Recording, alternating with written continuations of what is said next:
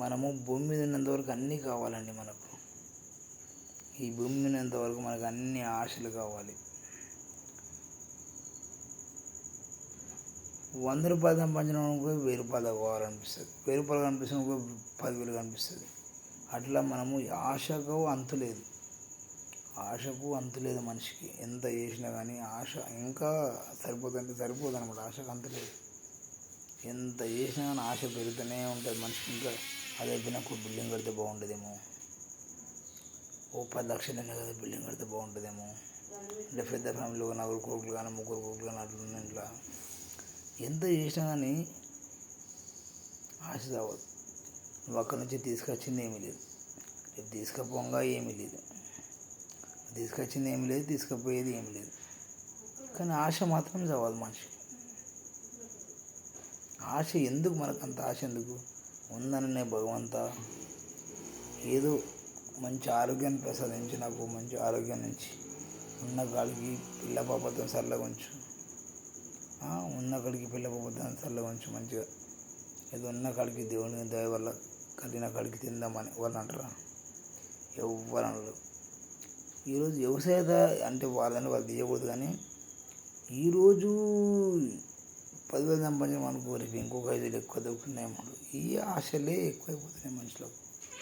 ఇలాంటి ఆశ కాకుండా మనము బాగుండాలి. ఉన్నన్ని రోజులు మనం బాగుండి, మనం స్నేహం చేసినంత కూడా బాగుండి, అందరూ బాగుపడాలి అని చెప్పి అర్థం చేసుకొని, నువ్వు తీసుకురాగా 3 రాలేవు. నువ్వు రేపు చనిపోయింగా నీ వెంట డబ్బు రాదు, డబ్బు తీసుకెళ్ళరు. ఆలి పిల్లలందరూ ఇటు, నీ గతులు ఎవరు చూస్తారు అటు. వాలి పిల్లలందరూ ఇక్కడ, నీ గతులు ఎవరు చూస్తారు అక్కడ అని ఒక సామెత కూడా ఉంది. పెద్ద మనిషి చెప్పింది, లాస్ట్లో ఏదో అని చెప్పి ఆపిన దీన్ని. వాలి పిల్లలందరూ ఇక్కడ అంటే నీ పెళ్ళాం పిల్లలందరూ ఇక్కడ, చనిపోయినాక నీ గతులు ఎవరు చూస్తారు అక్కడ. నీ గతి ఎవరు చూస్తారు అక్కడ?